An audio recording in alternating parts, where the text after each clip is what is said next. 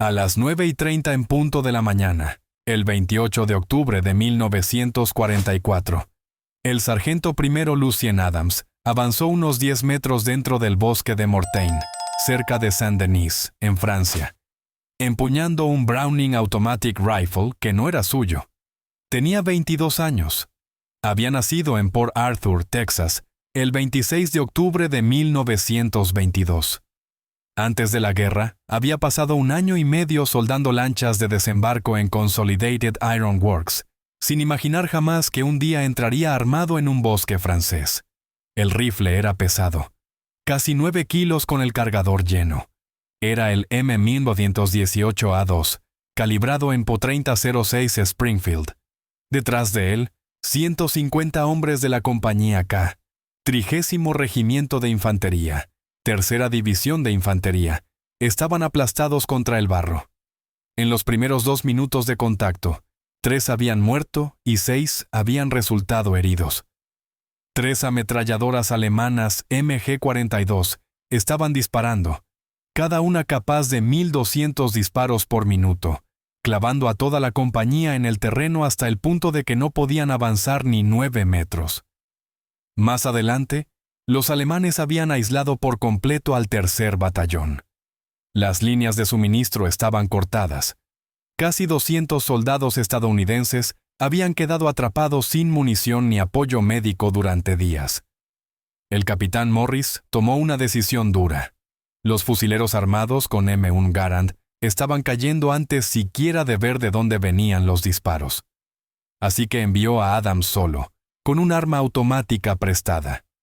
Adams ya había demostrado quién era meses antes, en Anzio, donde destruyó un nido de ametralladoras alemán en combate cercano. Aquella acción le valió la Distinguished Service Cross y un corazón púrpura por la herida que sufrió después. Pero Anzio había sido terreno abierto, cerca de la playa. Esto era distinto. Esto era bosque. Haya y roble cerraban el cielo. Maleza espesa abajo. La visibilidad rara vez superaba los 30 metros, incluso en un día claro. Y aquel día no lo era. Una niebla baja se deslizaba entre los troncos, mezclada con humo de cordita. Las MG-42 estaban emplazadas de forma perfecta, con campos de tiro superpuestos que cubrían el único sendero estrecho que la Compañía K necesitaba cruzar. Granadas de fusil estallaban sobre las copas, explotando entre las ramas y haciendo caer corteza y madera rota sobre los cascos estadounidenses. Adams llevaba el Browning a la altura de la cadera, 20 cartuchos en el cargador, 3 cargadores más en la bandolera, 60 disparos en total, sin radio, sin observador, sin plan alternativo. El capitán Morris había sido directo. O abres paso, o esos hombres mueren donde están. La matemática era brutalmente simple. 150 infantes no podían avanzar 9 metros en 45 minutos. Un solo hombre, con un arma diseñada para supresión, no para precisión, debía romper 3 posiciones defensivas preparadas. Adams avanzó árbol por árbol. El rifle se sentía extraño. Él estaba entrenado con el M1 Garand, 8 cartuchos, tiro semiautomático, imagen de mira limpia. El Browning era un arma automática de escuadra, capaz de fuego lento controlado o ráfagas rápidas. Estaba pensada para dispararse desde el hombro o con bípode, para sostener terreno. Adams hacía lo contrario. Se movía entre los árboles con el arma baja y suelta, porque no había tiempo ni espacio para encararla correctamente. Oyó las ametralladoras antes de verlas. El sonido era inconfundible. No el chasquido seco del Garand, ni el golpe grave de las automáticas estadounidenses, sino un chirrido mecánico agudo, como una sierra mordiendo metal. A 1.200 disparos por minuto, la MG-42 se ganó sus apodos. Los alemanes la llamaban la cremallera de Hitler. Los estadounidenses, la sierra eléctrica. Trazadoras verdes cortaban la niebla, líneas luminosas planas marcando la zona de muerte. Una granada de fusil explotó a unos 2,5 metros sobre Adams. El estallido fue seco y contundente, no el trueno profundo de la artillería. Sus oídos zumbaron. Las ramas se partieron. Una golpeó su casco y lo lanzó hacia adelante. No se detuvo. La primera posición de ametralladora estaba a menos de 10 metros, excavada detrás de troncos y tierra apisonada. Adams vio el destello del cañón. Vio el tubo barrer de izquierda a derecha, mientras el artillero barría la posición de la compañía K. No disparó el Browning. Era demasiado cerca. El fuego automático a esa distancia malgastaría munición y atraerían de inmediato la atención de las otras dos ametralladoras. En su lugar, Adams tomó una granada. Una M2 de fragmentación, la clásica piña estadounidense. Cuerpo de hierro fundido, carcasa segmentada, carga explosiva y una espoleta de 4 a 5 segundos. Sacó el pasador, soltó la palanca, contó 2 segundos en su cabeza y lanzó. La granada cayó limpia dentro del emplazamiento alemán. La explosión fue amortiguada por la tierra y los troncos. La MG-42 enmudeció. Adams no esperó a comprobarlo.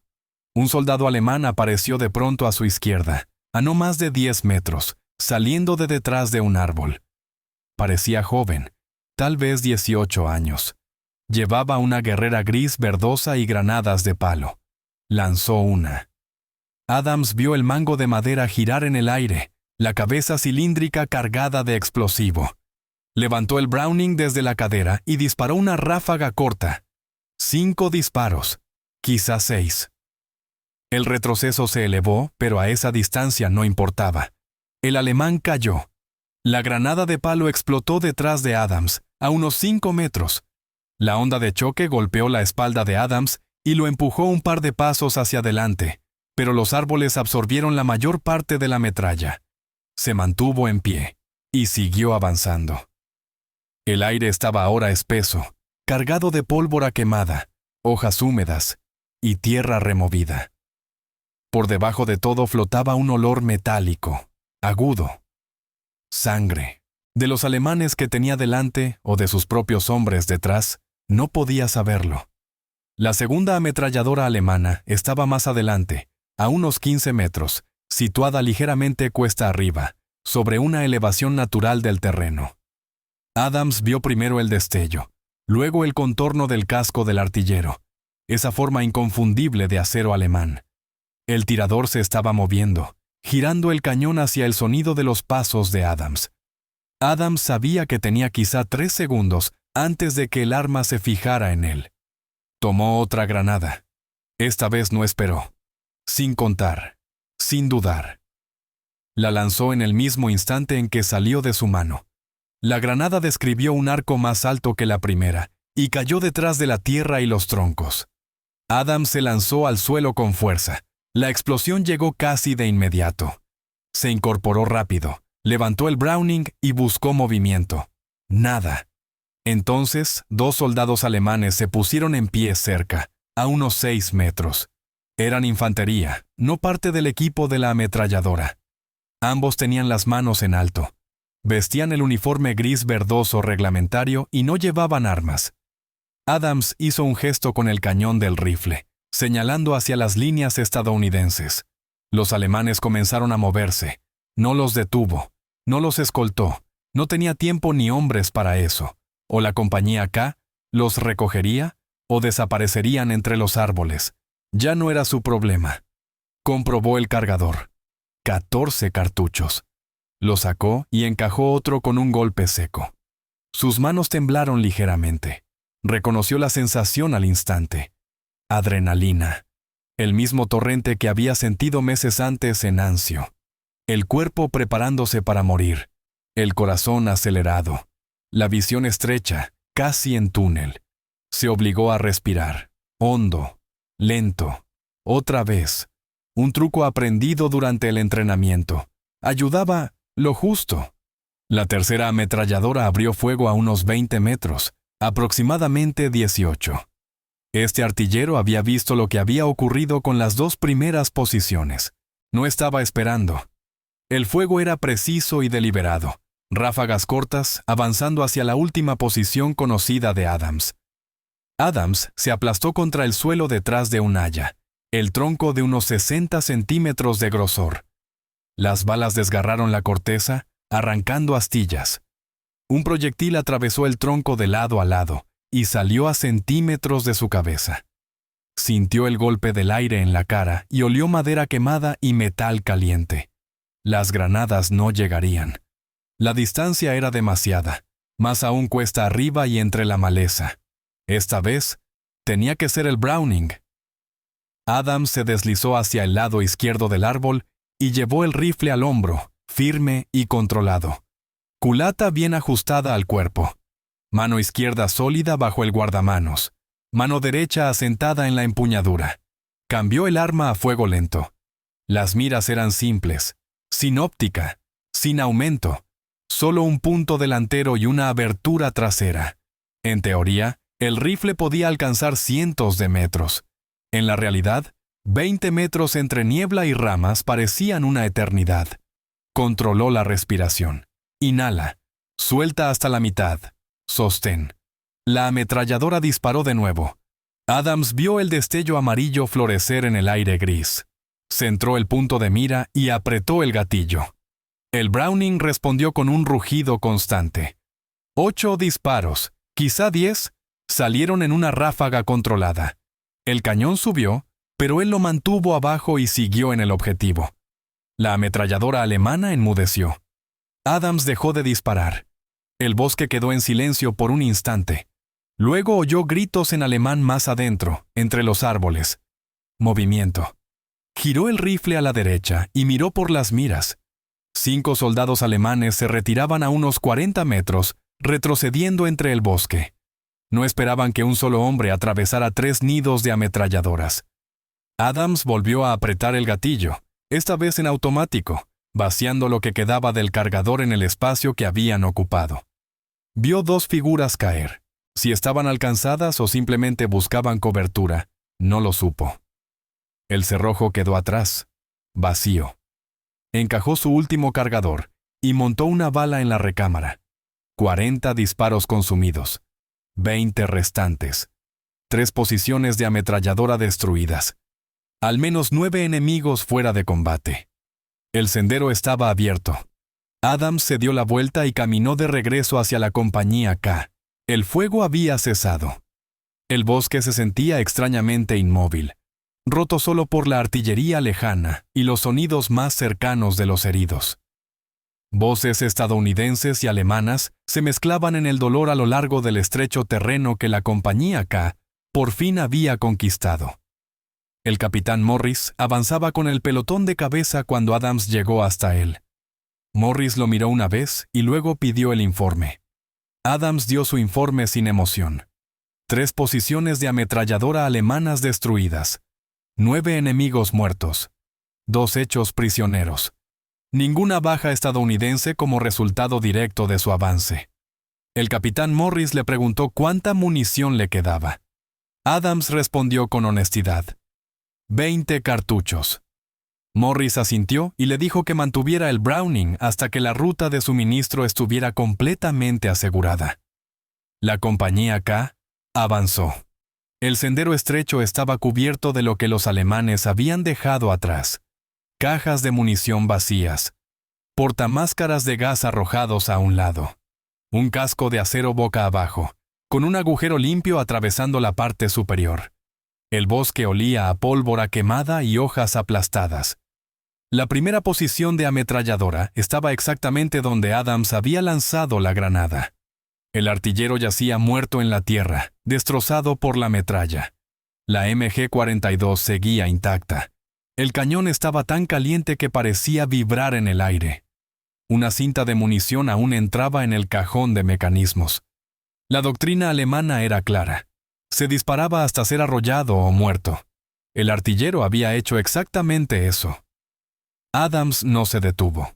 La segunda posición era igual. Luego la tercera. Dotaciones muertas, armas operativas, ninguna señal de retirada. Estos hombres se habían quedado donde se les ordenó y murieron donde estaban. A las 13 horas, la compañía K alcanzó al batallón atrapado. El corredor de suministro volvió a estar abierto. La munición avanzó. Los equipos médicos entraron. Los heridos fueron evacuados. El tercer batallón había estado aislado durante 3 días, viviendo de raciones de emergencia y contando balas. Algunos hombres habían llegado a tener solo 5 cartuchos en sus fusiles.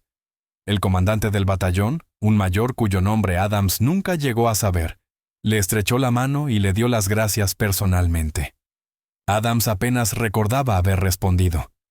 Devolvió el Browning a su tirador asignado, tomó su propio M1 Garand y se sentó sobre un tronco caído. El temblor había desaparecido, pero los oídos aún le zumbaban por las explosiones demasiado cercanas. Abrió una ración K y comió sin saborear nada, masticando solo porque su cuerpo necesitaba energía. La oscuridad llegó pronto bajo los árboles. Esa noche, Adams limpió su fusil. Los movimientos eran automáticos. Limpiar el cerrojo, aceitar las piezas móviles, despejar el sistema de gases, cargar un nuevo peine de 8 cartuchos. El ritual lo estabilizaba. A su alrededor, otros hombres hablaban en voz baja, compartían cigarrillos, adivinaban a dónde los enviarían después. Adams permaneció en silencio. Había aprendido temprano en la guerra que el combate estrechaba el mundo. Podías luchar junto a hombres durante meses y aún así, sentirte solo. Al final, lo único constante era el arma en tus manos.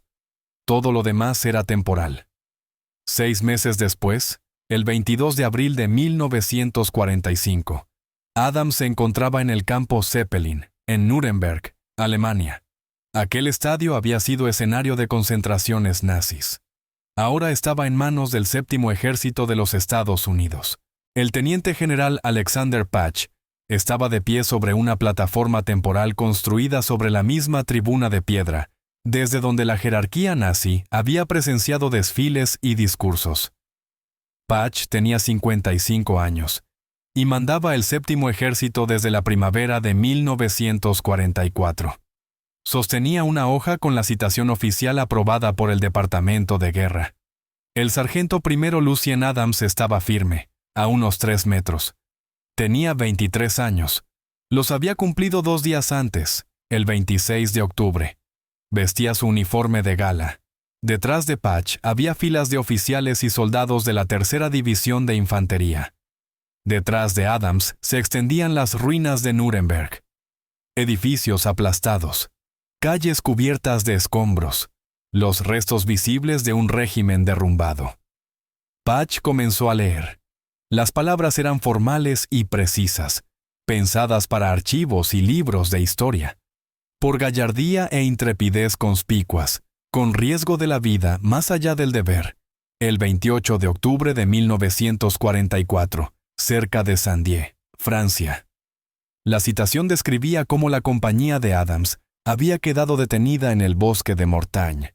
Como 3 hombres habían muerto y 6 habían sido heridos. Como el avance se había detenido a menos de 10 metros. Patch continuó leyendo mientras Adams permanecía completamente inmóvil. Adams ya había visto el texto semanas antes, cuando llegó la notificación de que recibiría la medalla de honor. El lenguaje transformaba minutos de violencia en frases ordenadas. Detallaba cómo Adams avanzó solo, de árbol en árbol, disparando un Browning Automatic Rifle prestado desde la cadera. Describía granadas de fusil explotando sobre su cabeza, fuego de ametralladora cortando ramas, y a Adams acercándose a menos de 10 metros de la primera posición y matando al artillero con una granada de mano. Cada posición estaba enumerada. Cada acción. 9 enemigos muertos. 3 ametralladoras eliminadas, 2 prisioneros capturados, una línea de suministro reabierta. La frase más allá del deber cerraba la citación. El general Patch dio un paso al frente y extendió la medalla de honor. Adams la tomó sin expresión. No pensó en doctrina, ni en citaciones, ni en historia. Pensó en barro y árboles, y en el sonido de las ametralladoras. Pensó en los hombres que habían podido avanzar porque él había ido primero. Eso era todo lo que siempre había sido para él. La guerra terminaría pronto. Pero aquel día en el bosque permanecería exactamente igual, fijo en su memoria, inalterado por medallas o discursos. La condecoración colgaba de una cinta de seda azul pálido, marcada con 13 estrellas blancas. El medallón de bronce, en forma de estrella, llevaba el perfil de Minerva, rodeado por las palabras United States of America. Adams se inclinó levemente hacia adelante, como exigía el protocolo. El general Patch colocó la cinta sobre su cabeza y la acomodó contra su pecho. La medalla en sí casi no pesaba nada, apenas unas onzas, pero Adams la sintió. Quedó justo debajo de las cintas que ya llevaba: la Distinguished Service Cross, el Purple Heart y la Bronze Star. Patch alzó la mano en saludo. Adams respondió. Detrás de ellos, los soldados reunidos rompieron en aplausos. Adams no reaccionó, no sonrió, no sintió orgullo, ni triunfo, ni alivio. Lo que sintió por encima de todo fue cansancio. La guerra en Europa estaba llegando a su fin. Alemania se rendiría en cuestión de semanas.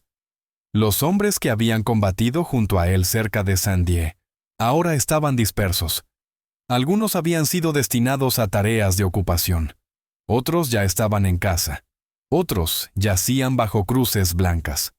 Algún día, Adams volvería a Texas, usaría el GI Bill, encontraría un trabajo estable y construiría una vida que no tuviera nada que ver con bosques y ametralladoras.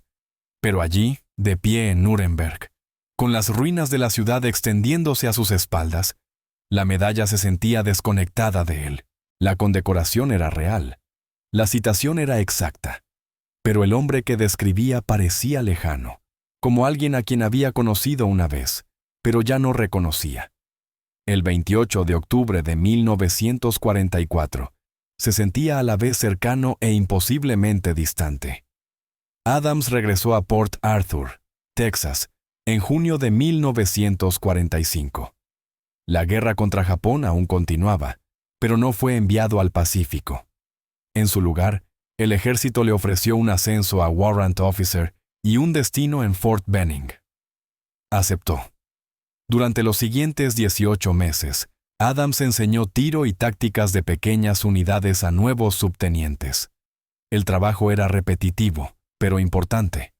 El ejército estaba pasando de la guerra total a una estructura de paz, recopilando lecciones aprendidas y reescribiendo doctrina para futuros conflictos aún desconocidos. Adams contribuyó en silencio. Sus acciones cerca de Saint-Dié fueron estudiadas e incorporadas a manuales de instrucción como ejemplo de iniciativa individual bajo fuego. Explicaba el terreno, las posiciones enemigas y la elección de armas. Hablaba en términos técnicos: ángulos, distancias, tiempos. No hablaba del miedo. No mencionaba la adrenalina ni el olor a pólvora quemada y sangre. Nadie se lo preguntaba, y él no lo ofrecía. En enero de 1947, Adams dejó el servicio activo. Se inscribió en San Antonio College usando el GI Bill y estudió ingeniería mecánica. Se casó con Helen, una mujer a la que conocía desde la secundaria. Durante los siguientes 40 años trabajó para el Departamento de Asuntos de Veteranos, ocupando cargos administrativos en San Antonio y más tarde en Houston. Su vida se asentó en rutinas normales: trabajo, familia, hipoteca, autos averiados, problemas cotidianos. La medalla de honor permaneció en un cajón de su dormitorio, envuelta en su estuche original. Helen sabía que la había recibido, pero nunca lo presionó para que contara detalles. Sus hijos se enteraron años después, casi siempre por libros o familiares, no por Adams. No exhibía la medalla, no la llevaba a ceremonias. Cuando la Tercera División de Infantería organizaba reuniones, a veces asistía, pero se mantenía en los márgenes. Otros veteranos querían historias. Querían saber cómo había sido. Querían agradecerle. Adams evitaba esas conversaciones. Para él, había hecho su trabajo el 28 de octubre de 1944. Siguió órdenes, usó su entrenamiento y sobrevivió. El resultado había sido bueno, pero no milagroso. Otros hombres habían hecho cosas similares y nunca regresaron. Para Adams, la diferencia entre una medalla de honor y una citación póstuma a menudo se reducía a tiempo y suerte. Esa creencia lo apartó del resto. La América de posguerra celebraba a los héroes, especialmente a los hombres que llevaban aquella cinta azul claro. Se esperaba que Adams representara el valor y el sacrificio de forma pública. Él se negó, no con ruido, no con desafío, sino dando un paso atrás. Aparecía cuando era necesario, hablaba cuando se le hablaba, no ofrecía nada más. La medalla era parte de su expediente, no el centro de quién era. Lucien Adams murió el 31 de marzo de 2003, en San Antonio, Texas. Tenía 80 años. Su fallecimiento fue mencionado brevemente en el periódico local. El obituario citó la medalla de honor y sus décadas de servicio en el Departamento de Asuntos de Veteranos. Nada más. No hubo un gran reportaje escrito sobre él. No hubo una mirada extensa a su servicio en combate. Solo una nota breve, con fechas, lugares y hechos. Su medalla de honor fue donada con el tiempo al Museo de la Tercera División de Infantería, en Fort Stewart, Georgia. Hoy descansa dentro de una vitrina de cristal, junto a otras condecoraciones de la Segunda Guerra Mundial, Corea y Vietnam, identificada por una pequeña placa con el nombre de Adams, su rango y la fecha de su acción cerca de Saint-Dié. La mayoría de los visitantes pasa de largo sin detenerse. La medalla es una entre muchas. La historia es una entre muchas. El tiempo ha seguido avanzando con paso constante. Los hombres que combatieron cerca de Saint-Dié ya no existen. Los soldados estadounidenses que vieron a Adams internarse en el bosque, las tropas alemanas que ocupaban las posiciones de MG-42, el capitán Morris que lo envió adelante, todos han muerto. El bosque de Mortagne sigue en pie. Sigue siendo espeso, cubierto de hayas y robles, y sigue siendo un terreno difícil para cualquier movimiento militar. Las posiciones alemanas colapsaron hace décadas. Las trincheras se rellenaron. Los parapetos de tierra se suavizaron y desaparecieron bajo hojas y suelo. No hay ninguna señal que indique dónde 9 hombres murieron en cuestión de minutos, y 200 más fueron salvados. Lo que ocurrió allí existe solo en documentos oficiales, y en la breve citación grabada en bronce dentro de una vitrina de museo. Así terminan la mayoría de los actos de guerra, no con estatuas ni ceremonias, sino con silencio y memoria que se desvanece. Adams entendía esa verdad. Ya la había visto antes. Había visto morir hombres en Guadalcanal, en Anzio y cerca de Saint-Dié. Hombres que lucharon con la misma dureza y la misma valentía, pero cuyos nombres sobrevivieron únicamente en listas de bajas. Para Adams, la medalla de honor nunca significó que fuera diferente de ellos. Era un reconocimiento otorgado a una acción entre miles similares. Aceptó la medalla porque se la ofrecieron. La llevó cuando fue requerido. Pero nunca creyó que lo separara del resto. En su mente, era simplemente un soldado que cumplió órdenes y sobrevivió. Esa era la realidad. Todo lo demás vino después, añadido para dar sentido a la violencia con el paso del tiempo. El Browning Automatic Rifle que llevó aquella mañana fue devuelto al arsenal cuando terminó el combate. Era el procedimiento normal. Las armas personales permanecían con sus dueños, pero armas como el BAR pertenecían a la unidad. El fusil específico que Adams utilizó, con su número de serie no registrado, probablemente fue destruido tras la guerra o vendido como excedente. Hoy existen muchos M1918A2 en colecciones privadas, valorados por su historia y su ingeniería. Pero el arma exacta que Adams disparó ya no existe como objeto identificable. Su identidad se perdió entre miles de otras. Lo mismo ocurrió con las MG-42 que destruyó. Las armas alemanas capturadas fueron desmanteladas, probadas o llevadas como recuerdos. Las 3 ametralladoras de aquel bosque probablemente terminaron como acero fundido, convertidas en algo completamente distinto. Los hombres que Adams mató fueron enterrados en algún lugar, tal vez en un cementerio militar alemán, tal vez en suelo sin marcar cerca del bosque. Los registros de finales de 1944 son incompletos. Unidades enteras desaparecieron en esos últimos meses. Los nombres de los soldados alemanes en Sandy son desconocidos. Vivieron, combatieron, murieron, y el tiempo los borró. Esa es la naturaleza de la guerra. Millones de momentos individuales, cada uno con decisiones y consecuencias, la mayoría nunca registrada por completo. Las historias oficiales se centran en divisiones, cuerpos y estrategias. Cuentan terreno ganado y hombres perdidos. Los soldados individuales aparecen solo de forma fugaz, si es que aparecen. La acción de Adams destaca únicamente porque fue escrita y reconocida. Miles de actos similares ocurrieron sin testigos, sin informes, sin medallas. Hombres que rompieron líneas enemigas y salvaron a sus unidades, pero no sobrevivieron lo suficiente para que alguien contara su historia. Adams lo sabía. Cargó con ese entendimiento durante casi 6 décadas después de Sandy.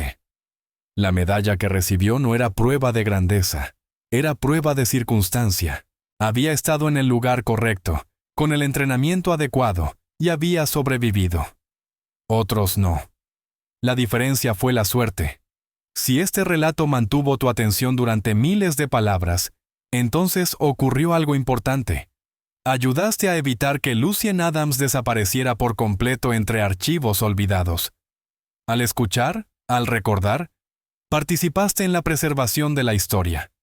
Estas historias se extraen de archivos cada día. Hablan de hombres que actuaron bajo condiciones imposibles y hicieron lo que era necesario. Si estás viendo esto desde Estados Unidos, Canadá, el Reino Unido, Alemania, Australia o cualquier otro lugar, comprende esto. No eres solo un espectador, eres un custodio de la memoria. Gracias por acompañar esta historia. Gracias por ayudar a asegurar que el sargento primero Lucien Adams, de la Compañía K, 30º Regimiento de Infantería, Tercera División de Infantería, receptor de la Medalla de Honor por sus acciones. El 28 de octubre de 1944 cerca de Sandy, Francia, siga siendo conocido por las generaciones futuras que quieran comprender lo que sus abuelos soportaron. Cuando la guerra industrial exigió iniciativa individual, así era como se veía.